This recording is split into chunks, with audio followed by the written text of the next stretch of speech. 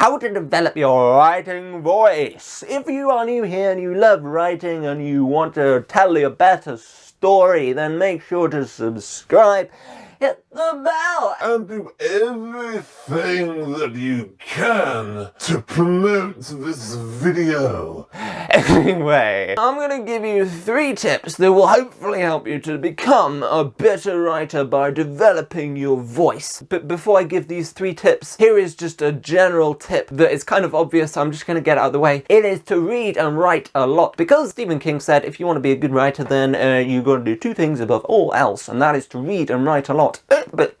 And that is the main thing, and if you do that, then your writer's voice will develop naturally. But I'm going to give you 3 tips about how you can read and write to develop your voice in the fastest way possible and in the best way possible. The first tip is to read outside your genre, because if you read outside your genre, then you're reading lots of different types of writing and you'll develop your own unique style. Imagine if you just read fantasy books, then that would be the only thing that you could write, and you wouldn't be able to write anything unique other than what you already read in the fantasy genre. For example, I just finished The Well of Ascension. It is right here, baby. It's such an amazing book. A fantasy book. Now I'm reading a Jack Reacher novel, which is a crime thriller, and because of that I can develop my own unique writing style, and because of that it makes me me, and it makes Brandon Sanderson, because he is a completely different person to me, and every person is wildly different, and so it's impossible to copy another person's writing style because you just won't be you and it won't feel authentic to you. If you're able to read outside in lots of different genres, then it's like putting loads of different puzzle pieces from loads of different books together in a unique puzzle, and probably there's not a single person in the entire world that has read all of the different books that you've read, and so your puzzle is going to be completely different. Oh yeah. The second tip is to not think about it too much. The voice chooses the writer, Mr. Potter.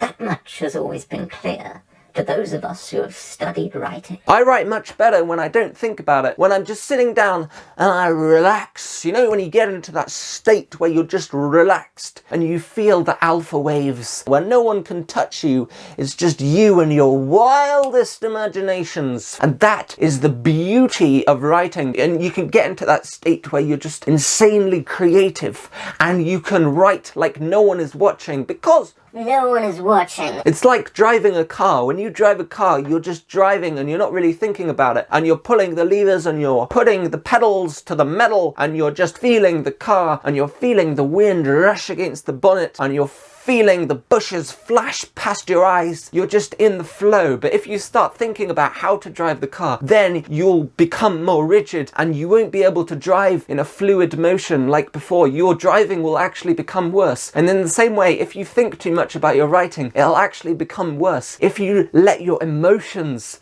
do the work rather than letting your thoughts do the work, if you just feel your way into writing, and if you write what your emotions are telling you to write, then it will be flabulous.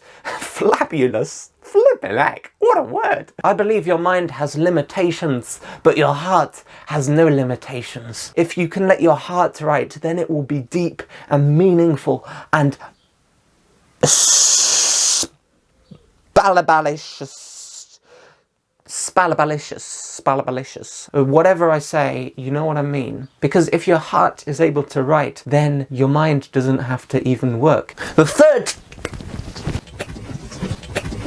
tip is to edit, because no one gets it perfect every time. It takes me about 10 drafts to get something that I'm vaguely, moderately, reasonably happy with in some form, shape or way, that I like in some way that is not terrible, but it's not great either. It's just kind of okay. It's good, you know what I mean? It just doesn't quite cut it. But it's better than nothing at all. There is not a single person alive who can write the first draft and it is perfect the first time, because it's impossible. And the more you can edit, every time you edit, you are layering on another layer and it makes it even better. And it's so satisfying when you create another draft and it's better. You know, it's better. And you can see that it's better than the last one. And if you just do that again and again, then it'll be better and better and better. And there's no limit to how better it can be. I mean, if you think about it, if you just edit it more and more and more, you'll immediately develop a more consistent writing voice. You're able to spot how the sentences don't quite flow together and just edit it. And then immediately it will make your voice more consistent and everything will flow together better. And it's so beautiful that you can just edit it on a computer, because if I didn't edit these videos, then I mean, the stuff that you would hear, you would immediately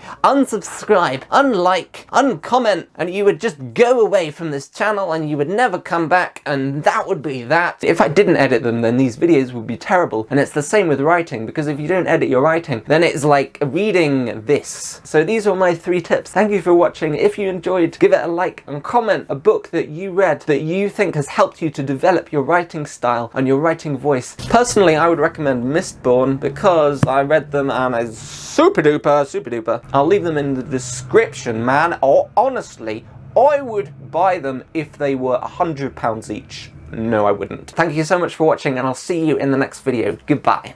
Goodbye!